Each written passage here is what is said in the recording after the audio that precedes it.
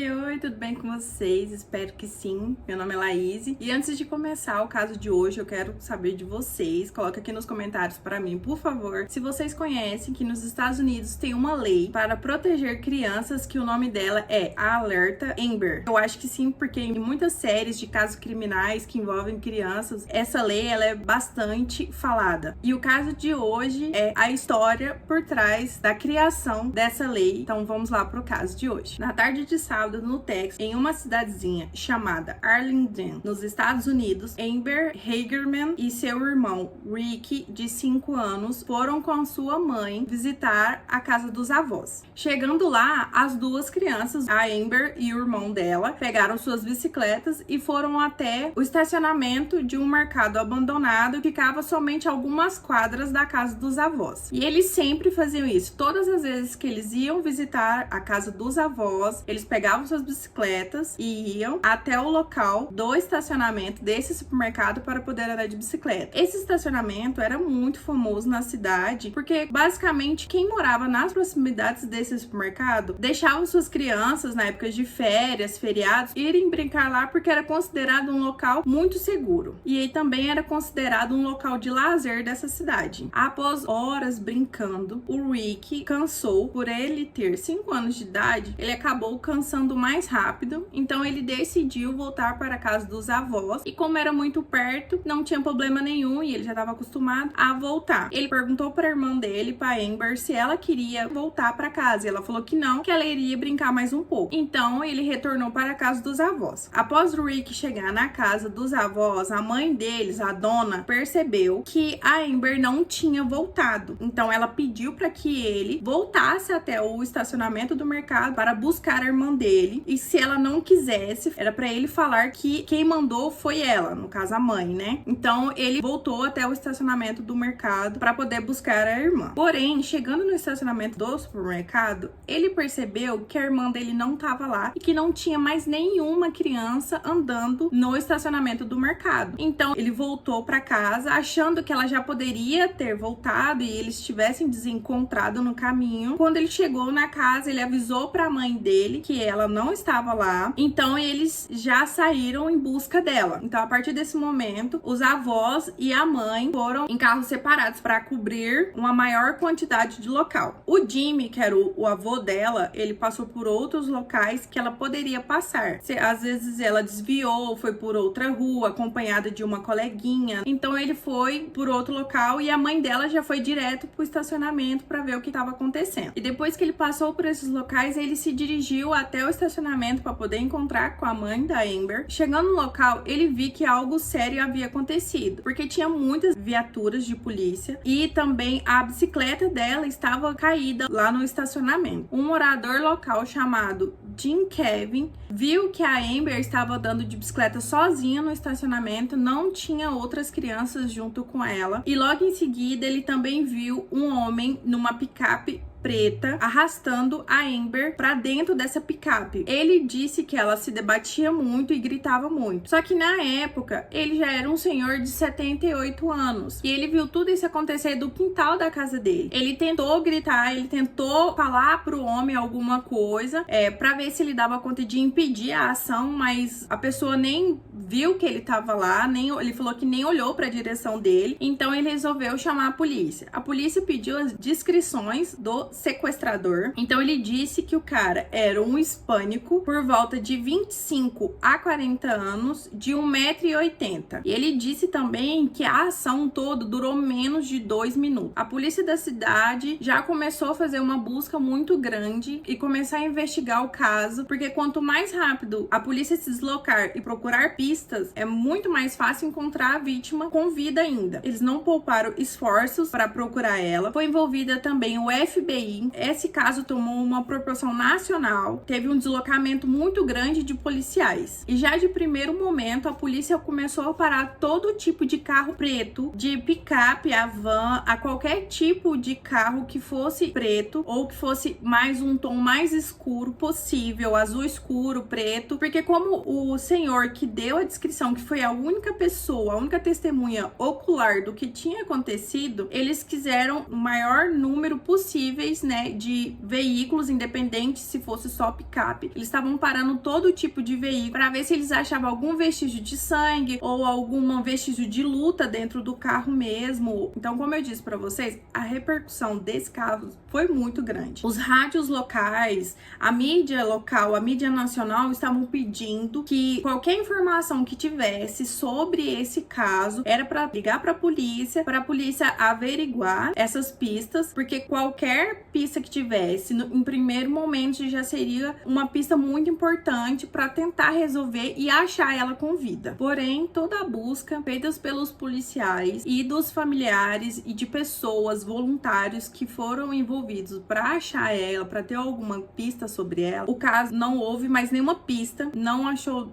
nenhum carro, não teve nenhum vestígio ali do local. A única coisa que tinha no local era a bicicleta dela que estava ali caída. Continuaram investigando até que 4 dias após o sumiço da Amber, em 17 de janeiro de 1996, um homem que passeava com seu cachorro por um riacho atrás de um condomínio a 8 quilômetros de onde a Amber havia sido vista pela última vez. Então esse rapaz ligou para a polícia, né, e disse que tinha achado um corpo, porque ele achava que era o corpo da Amber. Foi deslocado algumas viaturas para o local. Chegando lá, eles confirmaram que realmente era o corpo da Amber que estava no riacho, e esse homem ele foi interrogado para tirar ele de suspeito, porque não tinha câmeras no local, não tinha nada, era um local distante.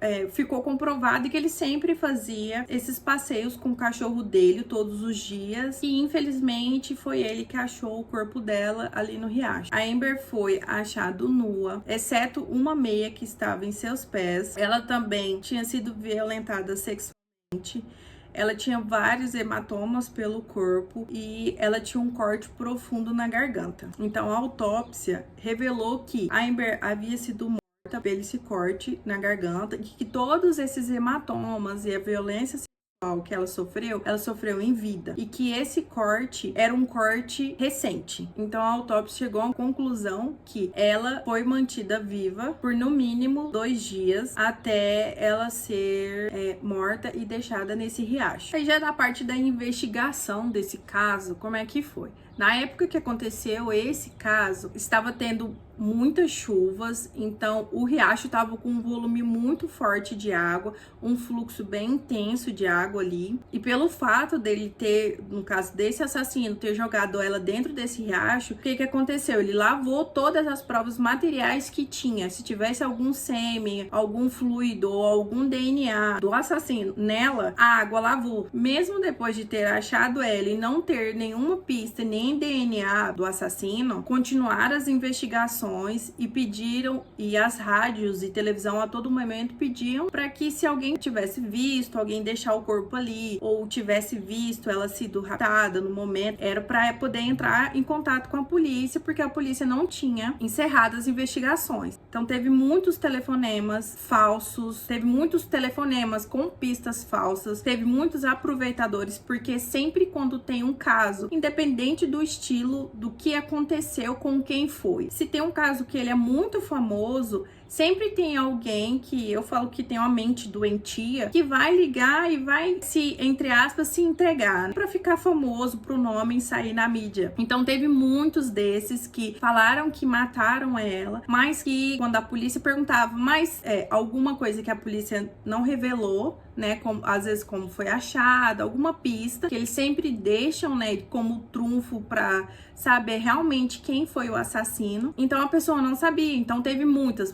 pistas falsas falando que tinha visto ela em tal local, mas que foi até o local e nas câmeras não mostra. E também chegou ao ponto da mãe da Amber pediu, né, ela clamou na mídia pedindo para que, se a pessoa não soubesse pistas verdadeiras, que se a pessoa não tinha visto, não tinha contato, não sabia, que não era para ligar para a delegacia para falar sobre para dar uma pista falsa ou brincar sobre o assunto, porque todas as ligações, todas as informações que eram dadas para a polícia ia checar. Ela se deslocava até o local, ela desviava o foco da investigação para tentar averiguar aquela pista. Então, mesmo com toda essa busca policial e com esse esse empenho na investigação, não houve mais pistas. Então, em 1999, o caso acabou esfriando. Então, como que foi o desenvolvimento desse programa, né, que virou uma lei nos Estados Unidos, do Alerta Amber, né? Alguns dias depois do funeral, né, da Amber, ainda se falava muito sobre esse caso. Então, uma mãe estava falando no rádio, ela queria saber por que não tinha leis, não tinha algum alerta para que pudesse haver um empenho maior da sociedade para poder achar a criança a primeiro momento. Porque se tinha alerta meteorológico, sinais de furacão, de clima e tudo mais, que era disparado no celular nos Estados Unidos, então por que não tinha um alerta sobre uma criança que estaria desaparecida? Então, ela disse que se tivesse alguma coisa nesse sentido, a chance de achar a Amber e de não acontecer, infelizmente, o que aconteceu com a Amber, seria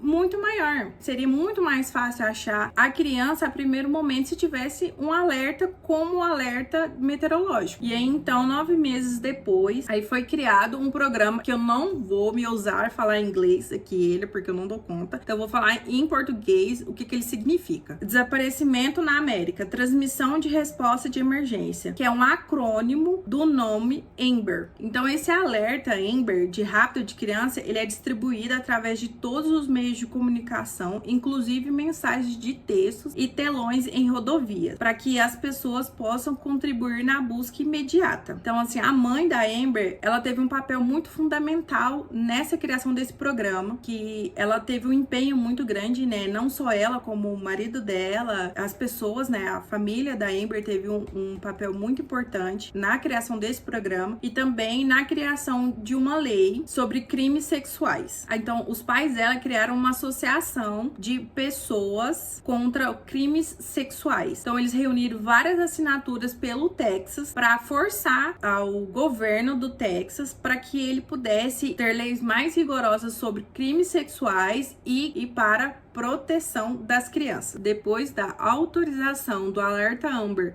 com a tecnologia ANS, criadas pela Fundação de Alerta de Crianças, o Centro Nacional para Crianças Desaparecidas e Exploradas expandiu seu papel em 2006 para promover o Alerta Amber. Então, em 2005, mais de 50 estados já tinham esse programa operando. Então, a partir de 2013, esses Alerta Ambers, eles são disparados automaticamente. Só que para lançar esse alerta, a polícia precisa de 4 critérios para poder lançar esse alerta. A primeira é: criança desaparecida tem que ser menor de 18 anos. Segunda, a polícia tem razão para acreditar que a criança desaparecida foi raptada. A polícia tem razão para acreditar que a segurança física ou a vida da criança corre grande perigo. Quarta, a polícia tem informação que a polícia pode ajudar a localizar a criança, o suspeito ou o veículo do suspeito. Então, essa é a triste história por trás do Alerta Amber. A gente vê muito em filmes, como eu disse no começo,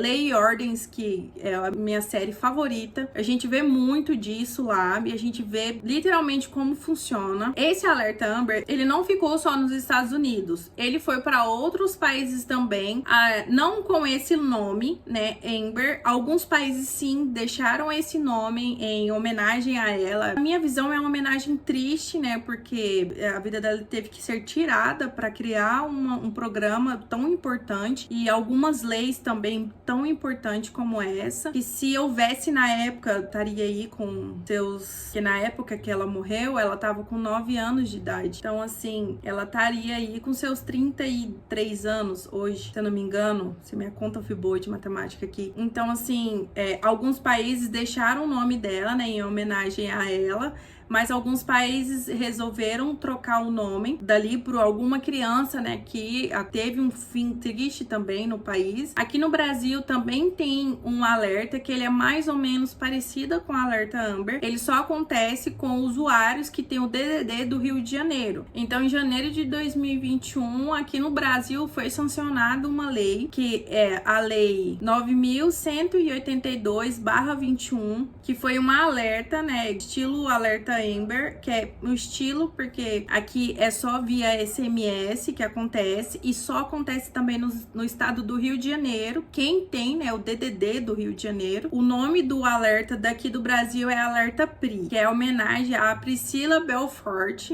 que desapareceu em 2004, que ela saiu de casa e nunca mais foi encontrada. Ele foi acionado a primeira vez em 23 de março de 2022, referente ao desaparecimento de Isaac do Carmo Félix, de 11 anos, e foi encontrado alguns dias depois. Então esse foi o caso de hoje. Eu tenho alguns pensamentos sobre essas leis que criam tanto aqui no Brasil quanto em outros lugares do mundo. Então esse caso é um caso que me dói bastante pelo fato de que se os nossos governantes criassem leis e olhassem realmente para a população, eu acho que muitas dessas pessoas que sumiram ou o que aconteceu com elas virou lei, virou um projeto, e depois desse projeto, depois dessa lei, salvaram inúmeras vidas. Eu acho que se eles olhassem, a gente já poderiam ter sanadas muitas outras coisas. Então fica aí o meu pensamento para vocês. Quero muito que vocês deixem um comentário aqui sobre esse caso. Esse caso para mim é um caso muito emblemático, não só esse, mas outros casos também aqui do Brasil que eu vou trazer para vocês que viraram lei. Então curtem, compartilhem,